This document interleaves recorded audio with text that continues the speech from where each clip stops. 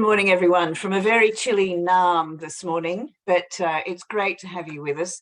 I'm Lynn Holtain, I'm the Executive Director of the Victoria Law Foundation. Welcome to our Research Network event on a particularly pressing and timely issue. We're looking this morning at precarious housing from research to practice.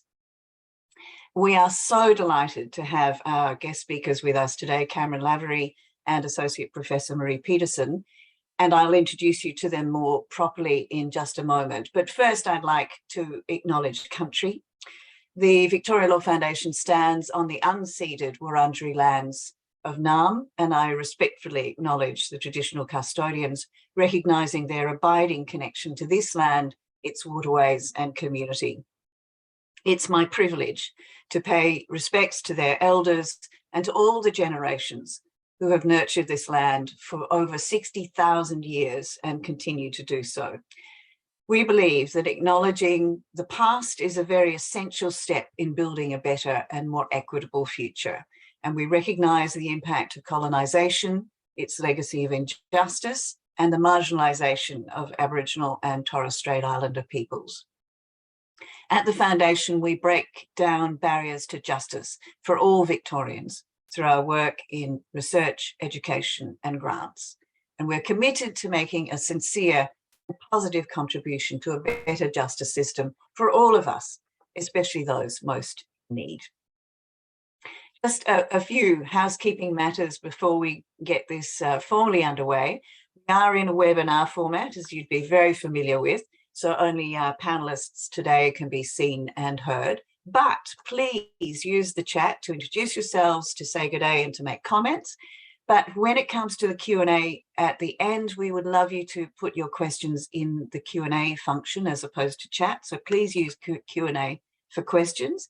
And if thoughts come to you through the presentations, feel free to put them up as we go through the words of wisdom from Cameron and Maree. We will get to questions as much as possible at the end of their presentations. And you can, of course, always upvote. So if somebody else has made a query or put a question that you would also like to hear a response to, upvote that. And then, of course, that elevates it in the list and is easier for us to get to when we get to the Q&A.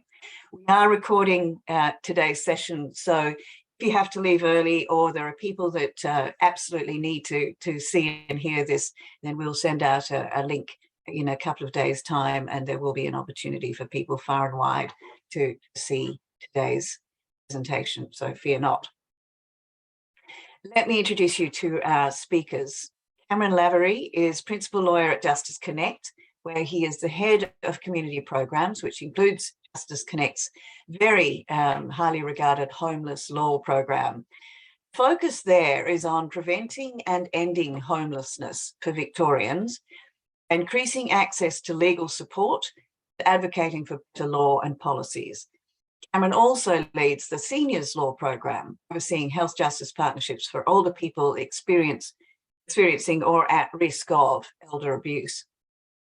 And before Justice Connect, Cameron was the managing lawyer of the Law Right Homeless Persons Legal Clinic, supervising 20 outreach clinics for people facing homelessness across Queensland. So he's come from a balmy 23 degrees in Brisbane today down to gosh knows what it is in Melbourne. But anyway, thank you, Cameron, for your forbearance. He's also worked for the pro bono referral services of the Queensland Law Society and the Bar Association of Queensland, as well as in private practice.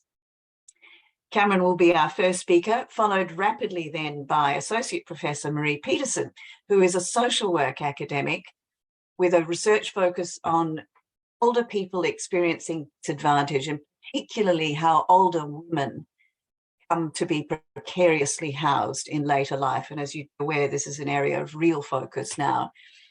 Despite all the legislative policy and social change that has been introduced in order to address this, it is still an extraordinarily intractable problem. Maree's work is informed by a life course framework to understand how disadvantage accumulates over people's lives and culminates in housing precarity in older years. Her current research projects look at poverty and older people elder abuse, and bringing attention to the intersection, which I think is an area of real fascination for us at the Foundation as well, between housing, homelessness, community aged care, welfare, and of course, justice, all necessary to ensuring well-being for people as they age. So welcome very warmly to Maree and to Cameron. We will hear a short presentation from each of them and then go to the Q&A at the end, where I will be ably supported by Hugh McDonald, our principal researcher. But let me first, I think, intro Cameron by saying the entirely obvious, that this issue is front and center. And as you're aware, there was a decision in the Senate yesterday to delay further debate around the housing package that the federal government have put forward. There is considerable debate in the public domain about all of that, together with the everyday coverage of cost of living spikes and the huge rental crisis. So safe, affordable, stable, livable homes are an absolute priority. And I think we all recognise that they are an anchor to people's well-being, can affect absolutely every part of your life and lead to all sorts of legal and non-legal problems. And it's true that anyone can fall into housing precarity and consequently homelessness, but we do know that some communities are bearing more of that brunt than others, and common themes are appearing in research and in legal service delivery at the front line around the cumulative experience of disadvantage that lead to housing precarity. So that's the space that we're exploring today. So let me, without further ado, introduce you to Cameron, and we look forward very much to hearing from you, Cameron. Thanks. Thanks so much, Lynn. I'll just share my screen.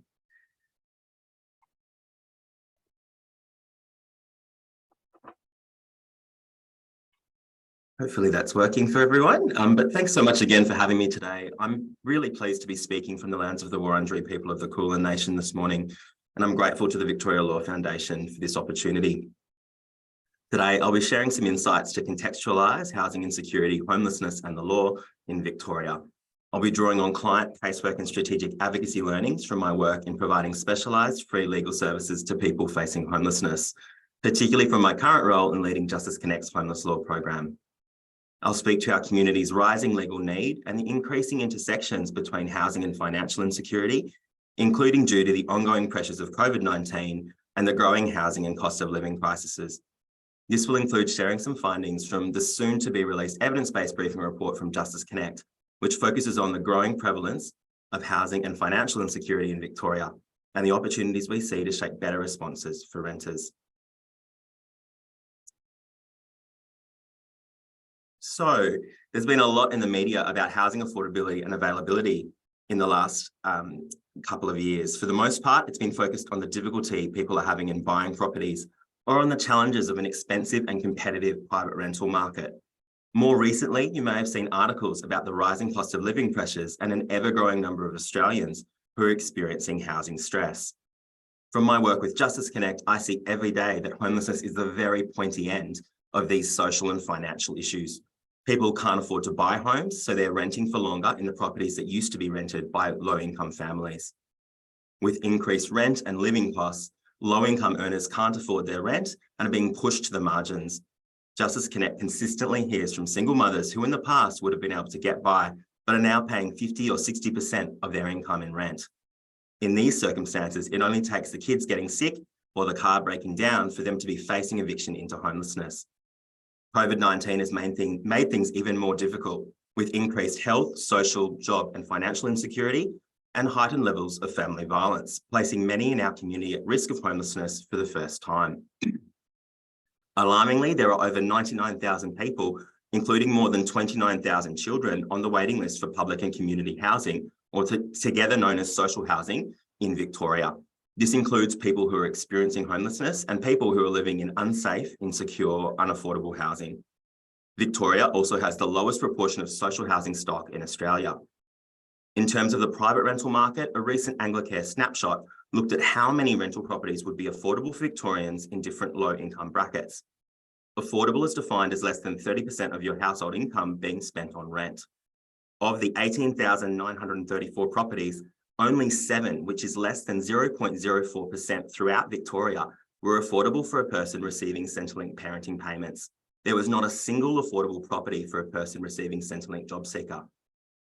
On any given night, there are also over 30,000 people who are experiencing homelessness in Victoria, which has increased by 24% since 2016. Through our homeless law integrated legal services, we continue to see that the 2 major causes of homelessness are family violence and an acute shortage of affordable housing.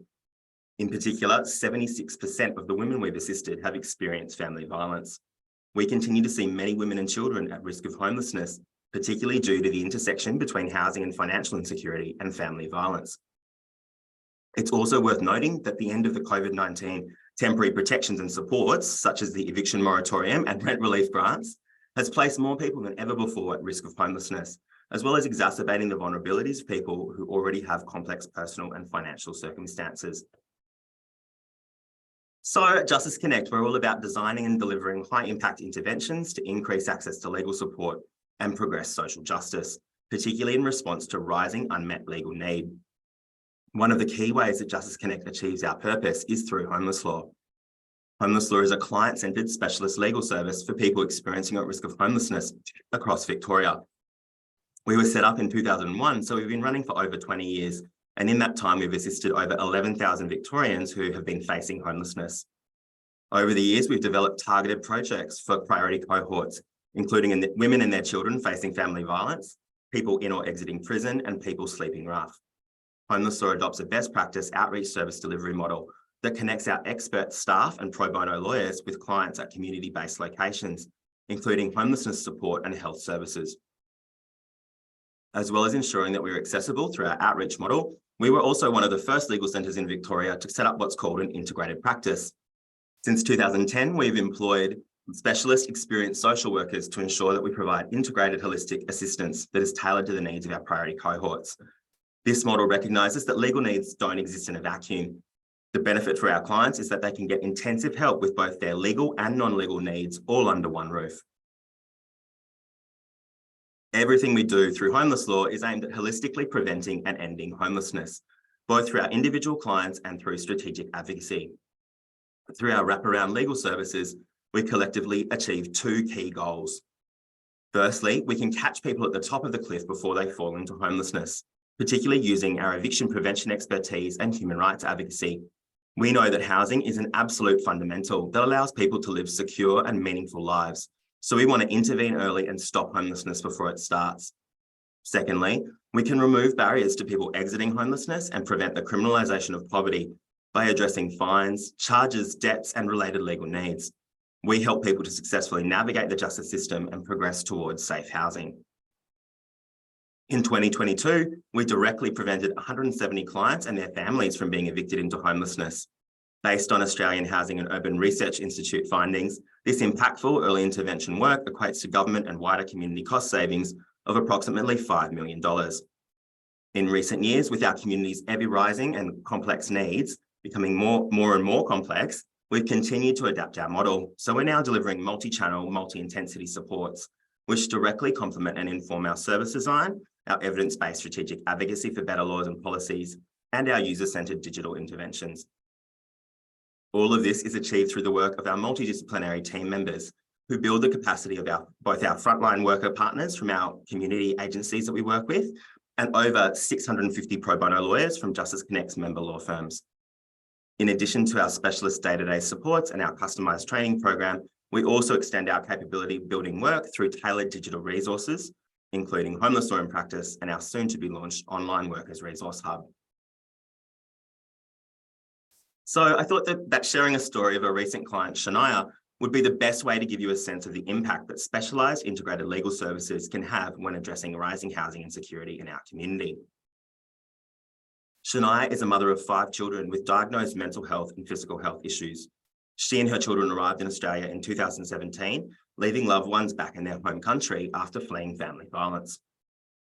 When Shania first spoke with Justice Connect, she had fallen behind in rent due to a car accident, which left her with a physical disability and an acquired brain injury. Medical bills and the purchase of a new car to transport her kids pushed Shania into further financial strain. Shania had been issued with an eviction notice for rental arrears. Our specialised lawyers advised Shania about her legal rights and her options. Our in-house social workers sourced food vouchers to assist Shania and her young family during this time, and also linked her with a financial counsellor to assist with budgeting and financial support. Our lawyers then represented Shania at a VCAT hearing where they successfully prevented her eviction. Financial brokerage was sourced by our social worker to go towards her rental arrears, which directly supported the legal outcome. Based on the trust that had been built with Shania, she reached out to Justice Connect several months later to advise that she had again fallen behind in rent due to the severe mould in her property. The private rental provider had told Shania she had to remove the mould herself, so she'd spent all of her money on getting the mould removed, leaving barely anything to pay towards her family's essential costs, including food. Justice Connect's lawyers successfully represented her at the subsequent VCAT hearing, which again ensured that Shania and her children avoided eviction into homelessness. Despite this positive outcome, some of the underlying issues continued to burden Shania and her kids. In particular, Shania felt threatened by the rental provider's ongoing conduct and was concerned about the possible health impacts of mould at the property. Due to our wraparound legal and social work assistance, Shania was able to secure a safe, affordable new private rental property. Justice Connect social worker provided further tailored supports to Shania so that she could settle into her new home. This vital housing and financial security has ensured that Shania can prioritise the wellbeing of herself and her children and take proactive and positive steps towards their future. So, from my current role in leading Justice Connect's homeless law, it's clear that more people than ever need our help. In the last 12 months alone, we've seen a 33% increase in our intensive client casework. Since COVID-19 started, we've also seen a 124% increase in new help seeker inquiries. Even with the significant support of Justice Connect's pro bono member law firms, who deliver around 30,000 hours of pro bono legal representation each year, it's just not possible to service one-to-one the increased need within our community. That's why we scale our reach through innovative one-to-many initiatives, such as our award-winning free digital self-help tool for Victorian renters, Dear Landlord. Dear Landlord was first developed in 2018, where the need for an accessible self-help tool was identified through data and client insights drawn from our high-intensity integrated women's homelessness prevention project. Dear Landlord empowers Victorian renters in private rentals to navigate the complexities of our current rental laws while providing practical help to communicate with their rental providers. Renters can create letters to their rental providers proposing payment plans or rent reductions, along with being able to draft VCAT applications. Dear Landlord also helps renters to connect with other specialist supports. We rapidly iterated Dear Landlord in response to COVID-19 and the related changes to Victoria's rental laws. During the height of the pandemic, Dear Landlord was a key part of Justice Connect's responsive work in increasing access to legal support and preventing homelessness. Since COVID-19 started in 2020, over 84,000 renters have used Dear Landlord to avoid eviction. Significantly, 36% of users access Dear Landlord to create a payment plan proactively before even receiving an eviction notice, which shows the power of our co-designed digital tools to intervene earlier in achieving secure housing. From our frontline work, we also know that Victoria's reformed rental laws provide better legal options for renters facing family violence to stay safely housed and avoid financial loss. But there is a significant lack of awareness in the community about the rights and options available, particularly to women in these circumstances.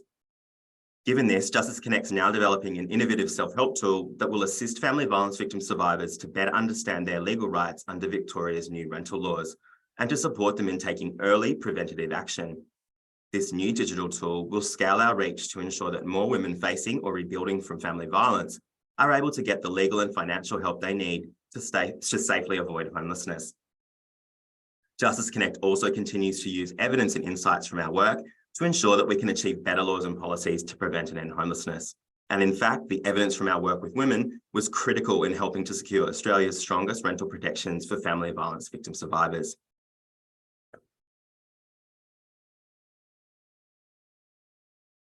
So, as the COVID-19 recovery phase continues, more Victorians are at risk of homelessness due to insecure housing and the significant burden of rising costs of renting and living. To better understand this experience and to inform Justice Connect's strategic advocacy work, we've recently completed a deep dive into learnings from our homeless law integrated casework. We've also engaged in meaningful consultation with colleagues and other community service providers and drawn insights from client feedback and help seeker data analysis from our digital tools, including Dear Landlord. Our findings and the subsequent recommendations are explored in our soon-to-be-released evidence-based briefing report, Rising Housing and Financial Insecurity for Victorian Renters. Through our briefing report, we've identified several key trends and opportunities related to addressing the current housing and financial insecurity challenges that are being experienced by Victorian renters. Firstly, with increasing rental and cost of living pressures, demand for free legal support has continued to increase. Behind this rising legal need, there is a complex intersection between housing and financial insecurity. Rent arrears, including in the context of record rent increases, is the most common reason users of Dear Landlord have faced eviction. This is consistent with our experience of delivering high-intensity integrated legal services to the most at-risk renters. While each circumstance is unique, some clear themes have emerged regarding why Victorian renters have fallen behind in their rent, including compounding financial hardship, loss of employment, and family violence. Consistent with data from across the legal assistance sector, women are disproportionately at risk of eviction and account for the majority of people seeking our legal help. Over 60% of people accessing our homeless law integrated and digital legal supports identify as women. All of this has confirmed for us that early intervention is key in stopping homelessness before it starts. We know from our integrated casework and Dear Landlord learnings that many tenancies can be saved if the underlying issues are addressed early. Digital self-help tools provide early access for legal help, practical information, financial aid, self-help resources, and other proactive supports, which can prevent evictions and improve housing security. Importantly, these tools can provide large-scale assistance, reaching Victorians that would otherwise slip through the cracks. We also know that investment in digital self-help tools should be seen as complementary to the provision of high-intensity integrated legal and social work supports for the most at-risk Victorians. To ensure we can proactively resolve issues that cause and compound housing insecurity, we must invest in wraparound legal services for Victorian renters who have complex needs. Our upcoming briefing report has further highlighted that early and effective negotiations with rental providers can lead to better outcomes for everyone involved, but renters continue to face a genuine power imbalance. In that context, we see significant potential for renters' rights to be strengthened through additional reforms to laws, policies, and practices, which will keep more Victorians safely and securely housed. Finally, our practice-based research has confirmed the continued need for an increase in social housing stock in Victoria by 6,000 new properties each year over the next decade, creating a long-term pipeline of social housing to address community demand. This aligns with Justice Connect's priority collaborative advocacy as a member of the Victorian Housing Peaks Alliance, which has already influenced the Victorian Government's Build Back Better social and affordable housing investment of over $5.3 billion. This is currently delivering 12,300 new homes for Victorians over 4 years, and is playing an important role in our community's continued COVID-19 recovery. This is the biggest commitment towards social and affordable housing in Victoria's history, and we're continuing to use it as a platform in calling for more investment in social housing with supports at federal and state levels. I'm proud to be part of both high-impact integrated legal and social work services for Victorians experiencing housing insecurity, along with leading responsive work in identifying new early intervention-focused innovations to address the growing and ever-changing needs in our community. But enough from me. I think the most powerful way to show the impact of preventing and ending homelessness is hearing directly from the Justice Connect's clients. We've been fortunate to receive consistently positive feedback from clients about both their accessibility and our impact, particularly in terms of the difference that having specialised legal and social work support can make to their lives, some of which examples I've highlighted here. Thanks so much again for the chance to speak to you all, and looking forward to our question and answer section later on in today's event. Thank you ever so much, Cameron. I think, the whole tenor of this conversation, and I'm sure which is very high in the minds of our audience, is that, integration, both of the problems and the solutions. So I look forward to exploring that further with you in the Q&A. But let's pass the baton now to Maree Petersen to give us the second instalment of our presentations, and then we'll look forward to your questions. So please, whilst Maree is speaking, if you've got thoughts and ideas about issues you'd like to explore further, please put them in the Q&A and we'll come to you shortly. Maree. Thank you. Okay, I'm just sharing my screen now, so hopefully you can see that. As we start today, I'd like to acknowledge the traditional owners of the place in which I'm working, which is owned by the Yagara and Turrbal people. They're the traditional owners and they're custodian of the lands on which I work and live. The University of Queensland on the corner of the Brisbane River has always been a place of learning for the Yagara and Turrbal people, and I want to pay our respects on behalf of us all to their ancestors and their descendants who continue to provide cultural and spiritual connections to country. We recognise their valuable contributions to Australia and also to global society. My talk today is very much informed by a program of research that I've done over the last probably close on 15 years now. I've got them listed there, but as you can see, there's themes there in relation to older people and poverty, access to aged care, and also to be able to age in a healthy way. I'm going to talk to you today about the findings from number 5 and number 6, which are both two research projects undertaken on life course and housing pathways. And one of those projects was also done with Associate Professor Cheryl Tilse, and I wanted to acknowledge her as well today. My research work is really shaped by understanding a few key points. That when we're looking at housing precarity for older renters, there's definitely a link there between poverty, age, and just the private rental system. All those issues that Cam just talked about, there'll be a common theme with me in terms of what I'm talking about as well. I think it's also really important that we have a life course approach, that we need to understand how people come to be precariously housed in older age by not just looking at just what's happened, but by looking at what's happened over their lifetime. And what's also important as well is to consider the social and policy context of the situations that people have had over their years. And that has a big impact on how they've come to be precariously housed. We know that increasing numbers of older people are precariously housed because they live in private rental with a lack of tenure and they live with a risk of eviction. They pay unaffordable rents. Work that I've done shows 60 to 70% of their age pension is used to pay for rent. Quite often too, the houses are inaccessible. Here in Queensland, we have high houses with 14, 16 stairs that people may not be able to manage, narrow doorways that they can't use a wheelie walker, baths that they can't shower themselves in. All those things are really important too in relation to healthy ageing. And also the houses being of substandard quality. We've had a talk of mould, but there's also just issues of places being unsafe, ridden with rats or cockroaches, that kind of stuff as well. So when we're talking about precariously housed, we're also talking about a risk of homelessness. And I think that really needs to be underlined, that those two things are often the same.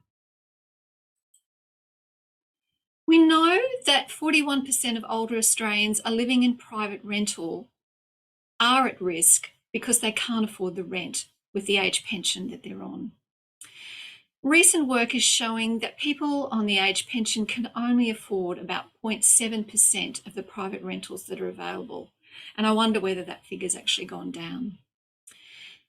There's also an understanding, and this has got to do with the demographics that's happening in Australia and also the shifts in home ownership and the increases in private rental and also the lack of provision of social housing over decades now, is that the number of older people renting privately in Australia is projected to double over the next 30 years. We're really looking at a growing problem in what's happening here within Australia. So the way that individuals experience adverse critical life events is very much influenced by policy and social conditions. And this is a point that really underpins my work. I'm critical quite often of how we tend to look about individual markers, things like someone got sick, they got divorced, or they lost their job, as being a reason why people are at risk of homelessness. I know if those things happened to me, I wouldn't be at risk. because I've got savings, because I've got a family that will support me. So it's not enough, I think, to be looking at those issues. We also need to understand the policy and social conditions, as well as the individual circumstances that people are experiencing. Some people do have access to help from family or do show agency, but other people are really restricted by poverty, by lack of opportunity, by a lack of employment rights.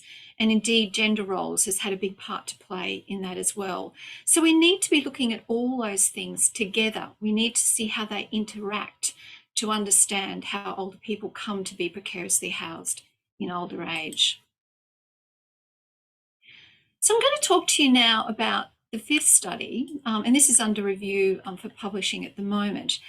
And this was a small study I did with 30 women, and they were life history interviews to understand why is it, despite we've had legislative, policy and social changes over decades now, and all those policies were aiming to enhance gender equity, why do we have increasing numbers of older women at risk of homelessness?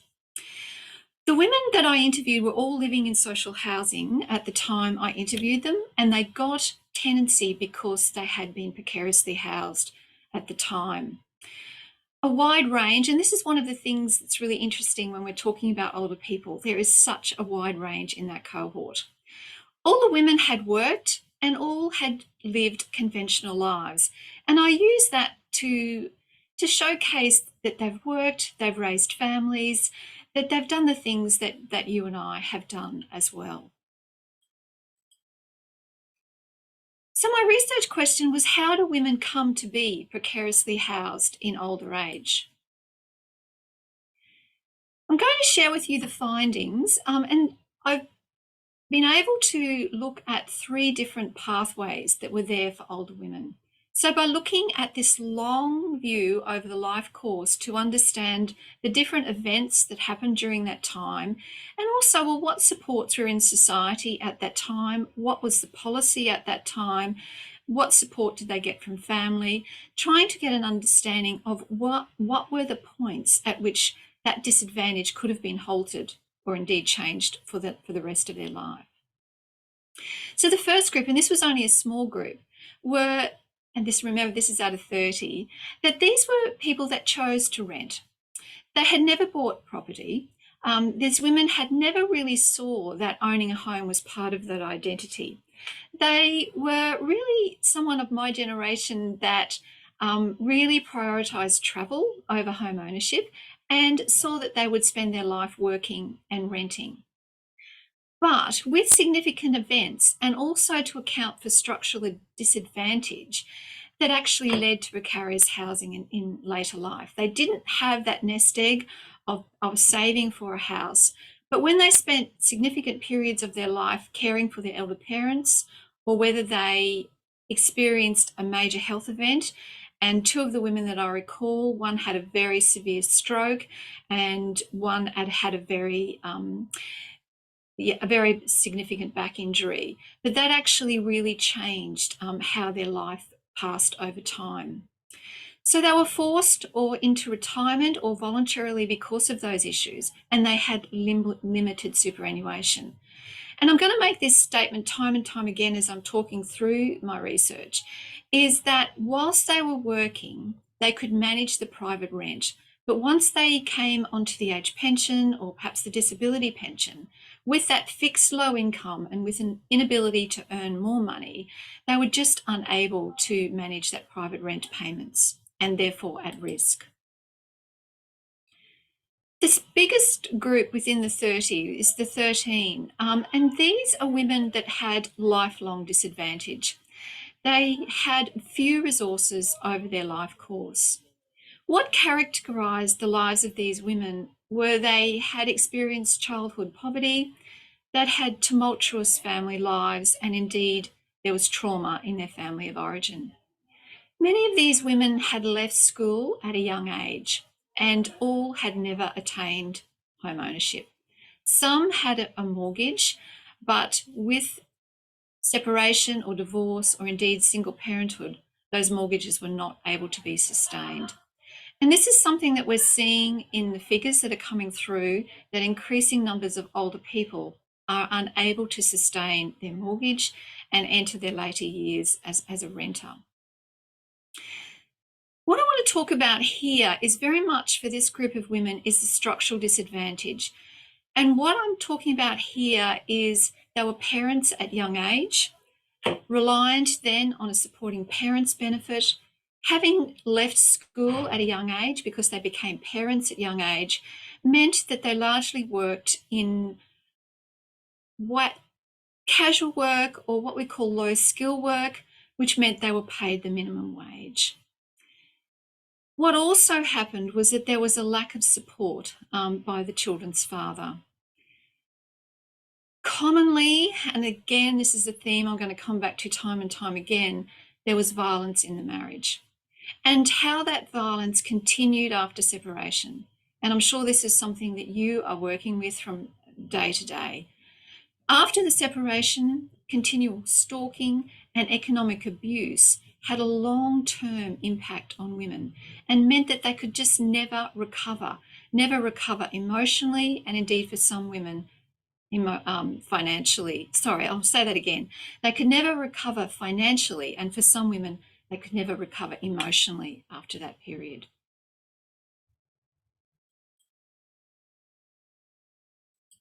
The third, sorry, I'm going ahead here. The third group that I want to talk about are those women, same size, are those women that had early advantages and had accumulated resources, particularly during their marriage, but that those resources were lost. So this group of women had a higher level of education. A number of these women were professionals or were business owners. They had attained home ownership when they were in their marriage. What was really startling about this group was the economic abuse that occurred during their marriage, or indeed after separation, was actually linked to the precarious housing in later life. A key finding here, time and time again, was that there was not an equitable property settlement on separation. Most of these women had, oh, sorry, that's a wrong entry I've got there. Most of these women had worked, they had skills during their lives, but this economic abuse meant that they didn't have access to the money that came through at the time of separation, and there was a lack of financial support by the children's father after that separation. For some women, the violence was there during the marriage. So there was economic abuse and physical, emotional violence during the marriage.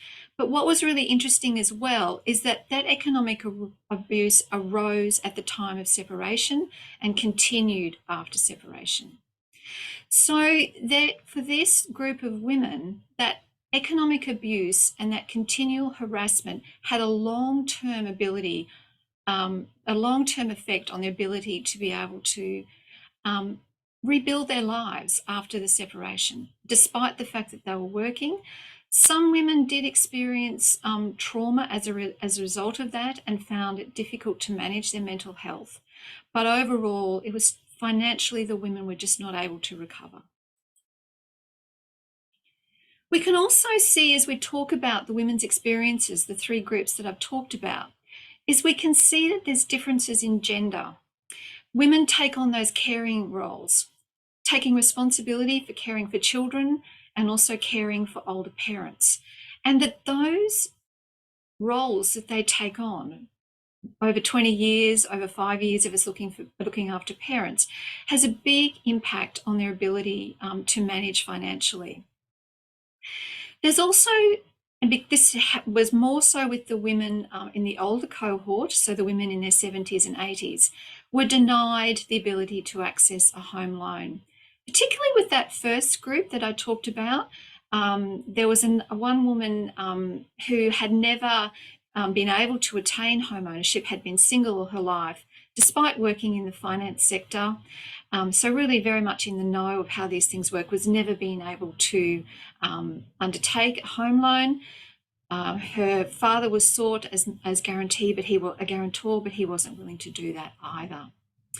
We can also see the low retirement income that women had, the limited superannuation. So a combination of working in lower paid jobs, but also times out of the workforce to care for children or care for older parents does have a huge impact. And this is something we know more and more about. What's also really important is the lack of affordable housing alternatives. There's been a residualisation of social housing over decades now, and this has had a huge impact on just women not being able to find affordable housing while they were parenting. So most women managed by working, but it's at the time of retirement and the inability to afford private rental whilst they were on that pension that really did lead to housing precarity.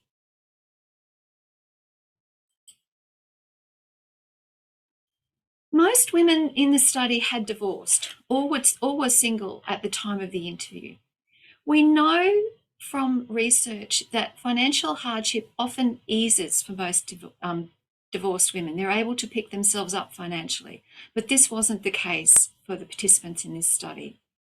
As I just said, so structurally we can see there's few alternatives to private rental housing and how those huge rents just drain resources over the life course. And that older tenants have this high level of financial stress and poverty that continues during their older years.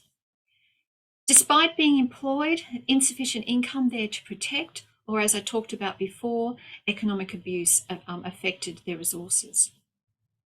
Working in gender differentiated roles too, in the caring professions, nursing, aged care, retail, cleaning, all those kinds of things actually affected as well. And as I talked about, the role of carer and the costs associated with the time out and absorbed a lot of their financial resources. Also, the economic abuse that was perpetrated by their former partners and the lack of childhood support meant they took sole responsibility for caring for their children. And when caring for elderly parents, perhaps they moved in with them for a short period of time to care for them. Once their parents passed and they moved out, they were unable to secure housing at that time. I really want to talk strongly about the impact of domestic violence. Again, this is something that you know very well, that there's just this long-term detrimental impact. And this is regardless of the socioeconomic status of the women, the life stage that it occurred, or whether there were supportive social and policy conditions at the time. So things like women's refuges, things like supporting parents' payments. Regardless of that, it had a long-term impact. That the partner violence continued after separation with stalking, threats of physical harm, and how that had a long-term effect on women's well-being, their financial security, and their housing. There were some exceptions. Some women were able to manage and build their lives after trauma, but that wasn't the case for all women. So the consequences of violence and control, and particularly the financial abuse and fraud, was an overwhelming theme in the women's stories. The economic abuse is striking because of that drain and how that culminates in poverty and the risks of homelessness, and also hampered women's mental health as well. Women talked about a failure of processes where they were signing a mortgage document. That the documents were signed without them there, or that even though there was a marriage and that mortgage was organised, it was just taken out in the husband's name. The woman wasn't even on the mortgage. How does that happen? Women talk time and time again, and I'm not saying this was one or two times, about how their signatures were forged, whether that was in relation to withdrawals from the bank, but also in terms of settlement documents and documents that were given to the bank, to credit institutions, those kinds of things. There was also a failure in implementing property settlements and child support payments. And I guess I want to make the point that, does this suggest to us that financial institutions and the family court are failing to detect or address economic abuse? Some women felt powerless, not knowing what to do about the fraud. Some women lacked sufficient information to challenge a settlement. And despite the Family Law Act with the no-fault divorce and property settlement to account for women's contribution to marriage, there was just inequitable property settlements there. Maintenance orders were unenforceable, and there was the withholding of money for the care of children. So divorce penalises women on a durable basis, and it's over this long term that it culminates in housing precarity. The law, and I've put a quote here from one of my participants, if somehow the law can protect me and other women, that will really help. Because the perpetrators are not only using economic abuse to maintain power during the relationship, they're using it to control an experience of poverty in the long term. There's a growing awareness of economic abuse, and this is fairly recent. A lot of this is, I think, is coming out of Victoria, which is great. And I think the Women's Legal Service in Victoria has also put through some really important things that I think hold promise in terms of the sorts of issues that I've talked about. I want to briefly, and I've only got a couple of minutes left, but just to briefly talk about a really big study that we did, Cheryl and I did, with 77 older people. The focus on this one was quite different in terms of these were people that were living in private rental. And our aim here was a big study, 77 qual, was to understand what happens that they're renting privately in old age. So not all of them were precariously housed, but the study is looking at what happened over time in relation to that. I'm just going to go through really briefly, and you'll get these slides and you can look at them in more detail. But we've got 4 different groups here.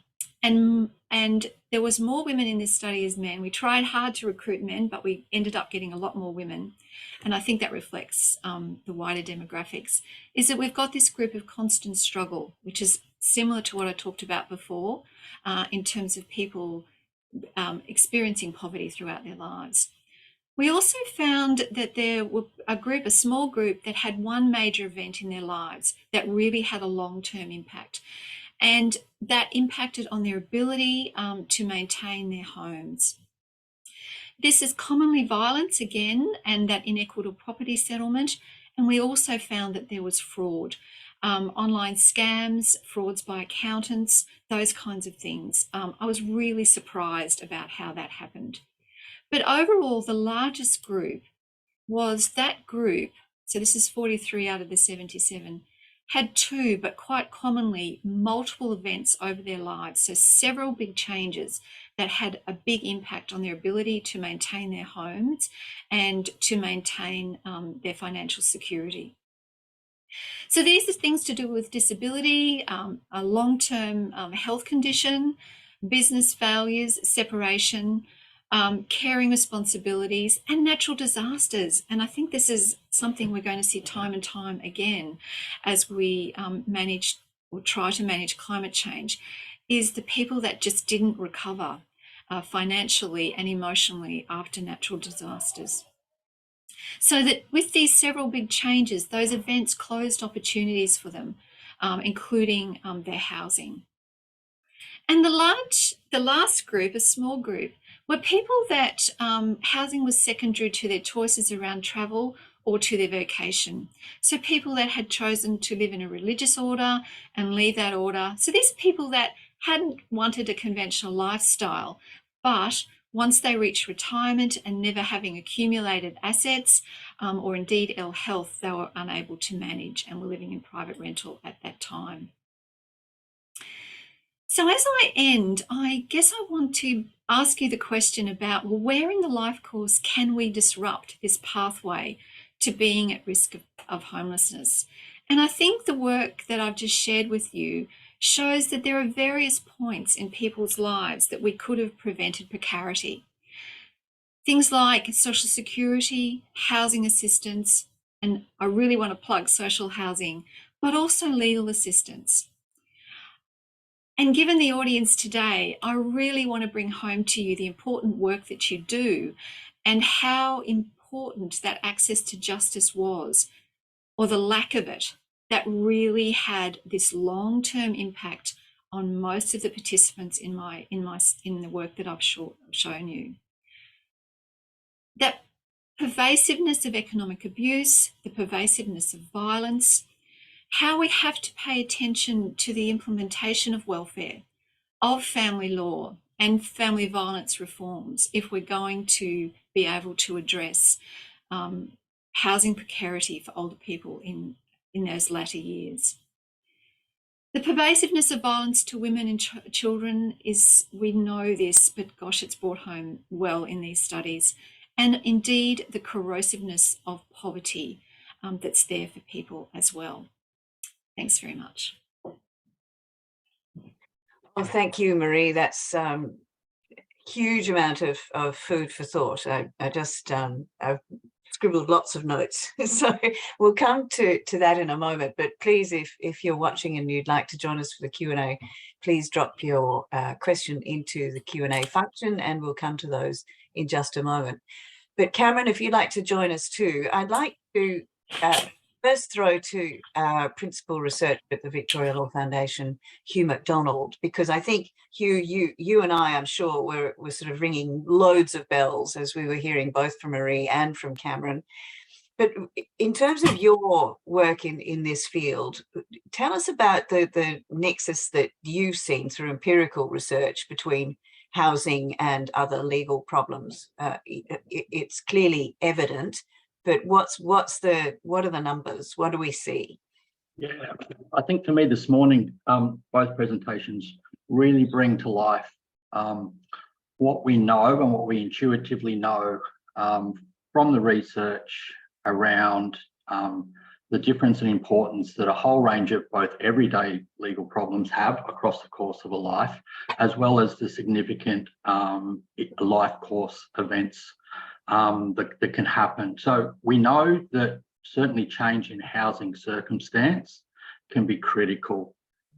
It can be built up to by a series of events, can have a long tail of causes, some of which may be legal and have related legal opportunities to intervene and get better outcomes on better just terms. So there's a preventative aspect going on to some of these issues.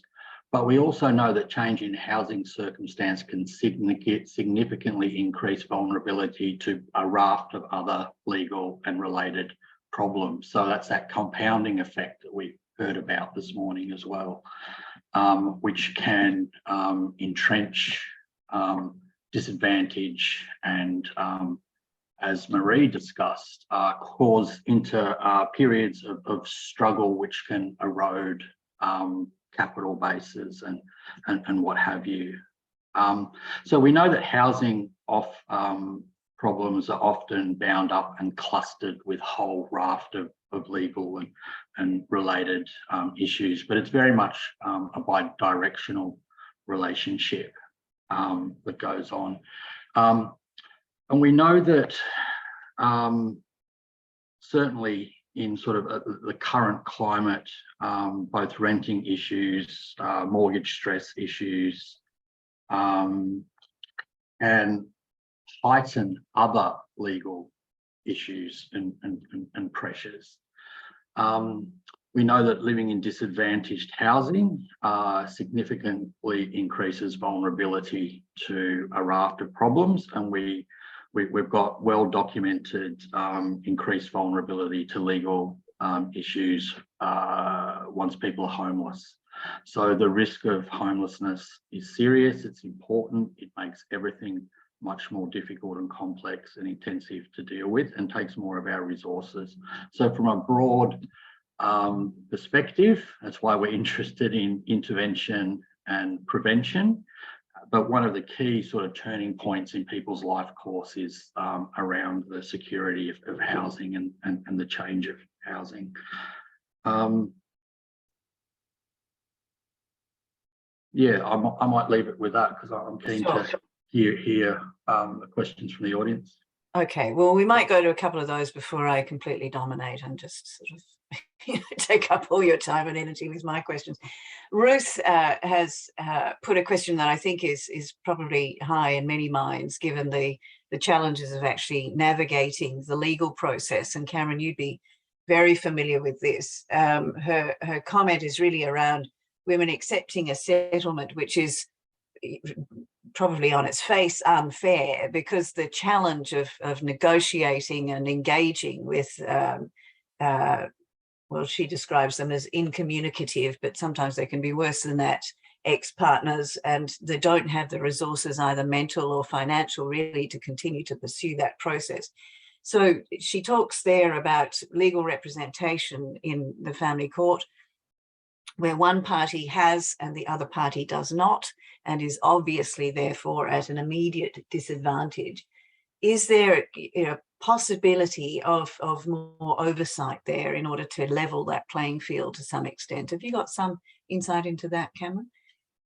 Oh, it's such an important point that Ruth has raised. And I think that, you know, in the legal assistance sector, we're acutely aware of the importance of addressing that power imbalance and making sure particularly women who may have experienced family violence or are going through family law proceedings do have access to specialist legal representation and help, and services like Women's Legal Service, Victoria Legal Aid, other specialist community legal centres are working tirelessly, I'd say, to be in that space with women. But it's not you know, we just don't have enough resources on the ground, I guess, to help everyone in the way we'd like to as a sector. And I think it goes towards what Maree was saying as well, is that that systems level issue is has kind of this long-term ramifications. And I think if someone has a failed experience of the justice system, things don't get easier, they only get harder. And for us in my service, we spend a lot of time working with people who have experienced family violence, who have had and perhaps become entrenched in the justice system and haven't got that kind of the special support they needed, or they've got it too late. So I think for me, my quick answer is that I think we need to help women particularly to access specialist legal services earlier and equip them to know their rights and understand their options, and legal representation has such a big role to play in that.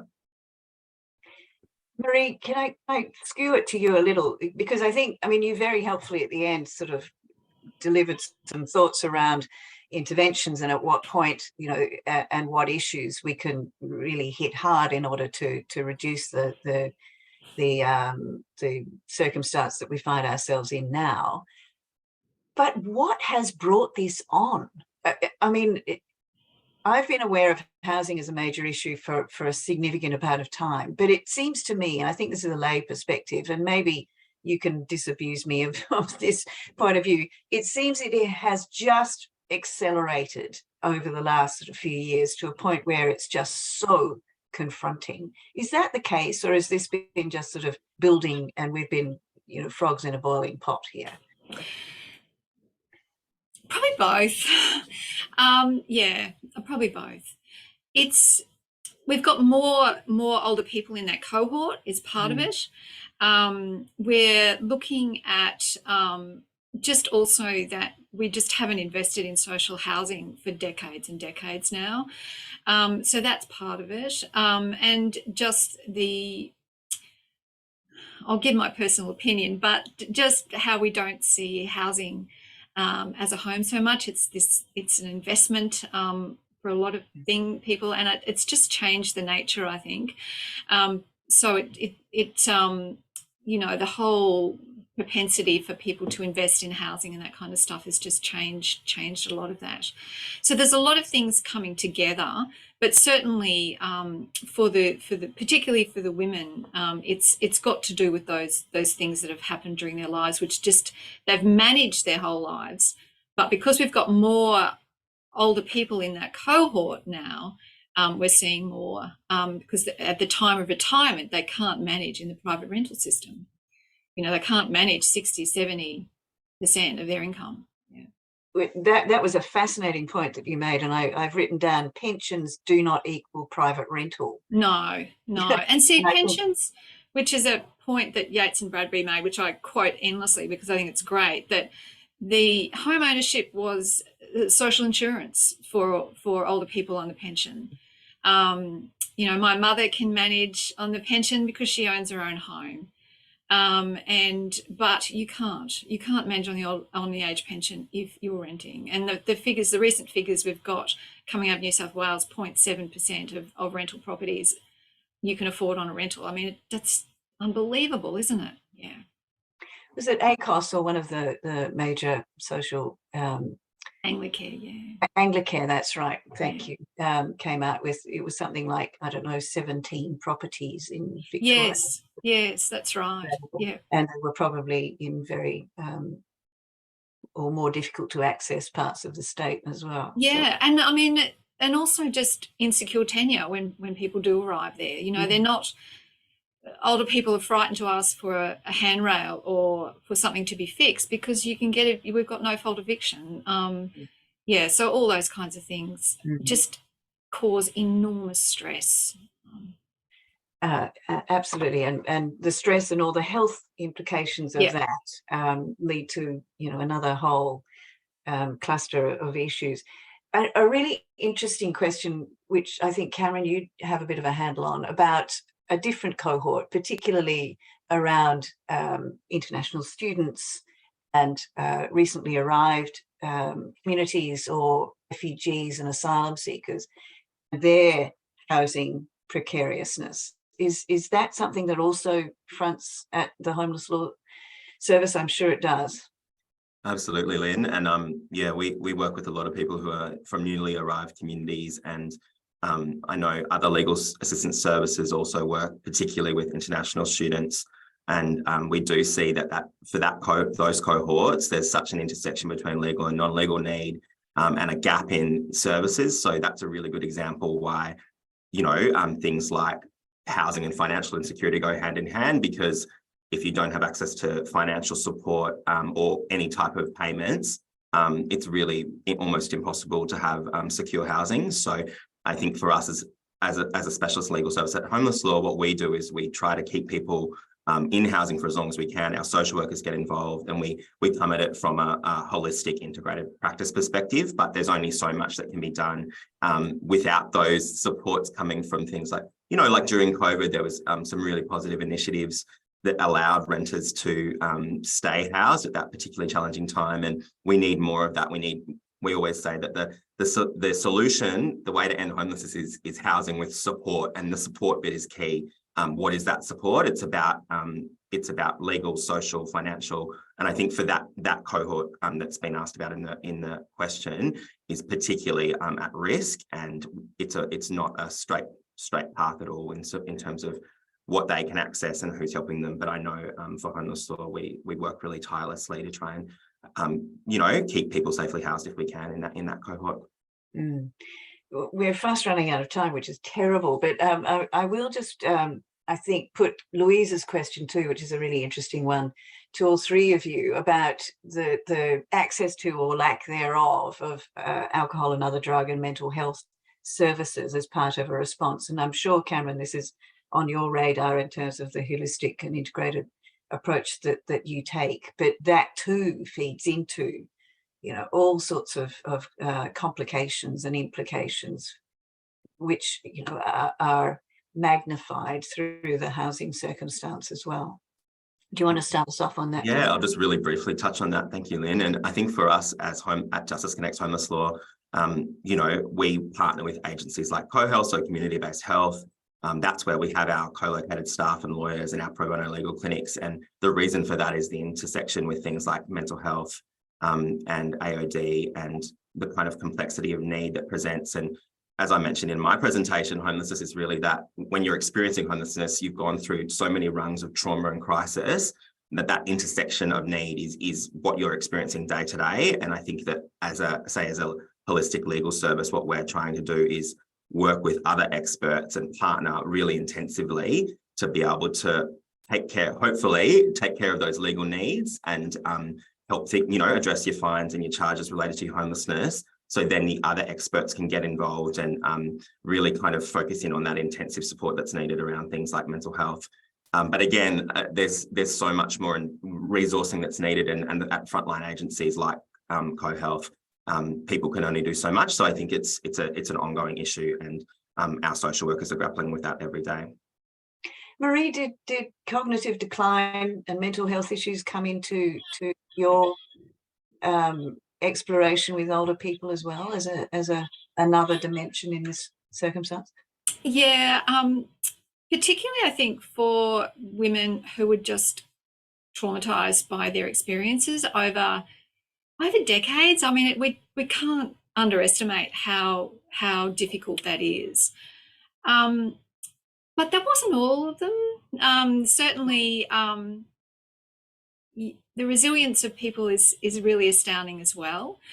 And I totally agree with Cameron that we do need to be thinking about housing with support for a lot of people who are at risk of homelessness or who have experienced homelessness. But certainly with a lot of people that I engage with in my work, they'll be fine without it. You know, they just need a house. So they might in the future engage with aged care, community aged care, to help with housework or shopping, or perhaps, you know, with medication things. But at this time, if they have a house, they will be fine. They don't need ongoing support. Yeah, their stress is related to their risk of homelessness.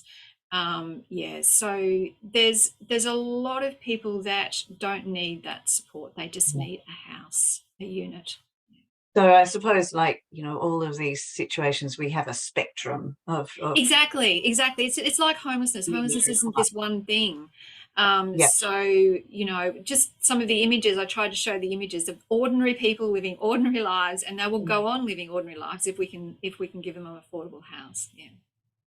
Hugh, last point to you. I think, yeah, I mean, this completely aligns with the work that you've done over a long period of time, and that we're aware of in the empirical legal space around, you know, the needs. Both, you know, some are fairly straightforward, and others are much more complex to go to the homeless law kind of circumstance. Is there anything that you've learned today that you think, you know, we can explore more in more detail, that would really kind of break that paralysis that we seem to have around what to do? I think one of the things that struck me today, and then we've spoken about this at length, it's we still have a lot to do in terms of communication. So there are things that we understand. We haven't been particularly successful in communicating that in a way that has significantly changed some of the policy settings that Maree was referring to. So I think to the extent that we can see opportunities to make a significant difference in people's lives through integrated services, through health justice partnership type services, we just haven't convincingly enough made the case for why it's so important and what the long-term impact and benefit and cost savings perhaps might be to justify the sort of expenditure on those services at certain points in time.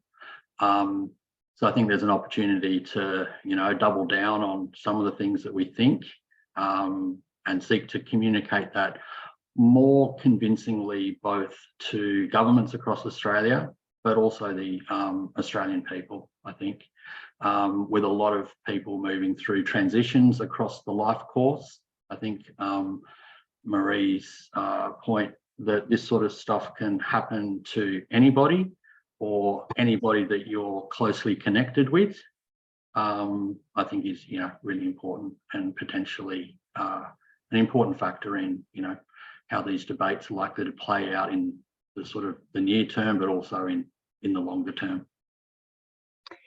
Well, thank you to all of you. I don't know that we could have timed this any better in terms of the public debate around these issues and their critical importance. And as you've all suggested, we really need to tackle this because it's only going to get more problematic as time passes. So thank you so much to Maree Petersen and to Cameron Lavery for being our presenters today, and to Hugh, senior principal researcher at the VLF. As you're aware, these Research Network events are held quarterly. And if you've got a bright idea or some research that you're aware of that you think would be of great interest to a broader audience, then we would love to hear from you. Please get in touch with our staff, and we'll talk further about what sorts of issues would be of interest to you and to our colleagues across the country, because we're really keen to showcase both the work done here and that's being undertaken in the international context as well. So let us know if you've got a driving curiosity about some particular issue. My great thanks today to Alex Partington for all the prep for today's event. It's gone off beautifully as always, and also to Leon Meyer for tech support. Thank you to you finally for coming today, and feel free to spread the word about these events. People can subscribe, and you can forward the video once it's gone up online. So have a safe and happy day, and we look forward to seeing you again. Thanks again for coming. Bye now.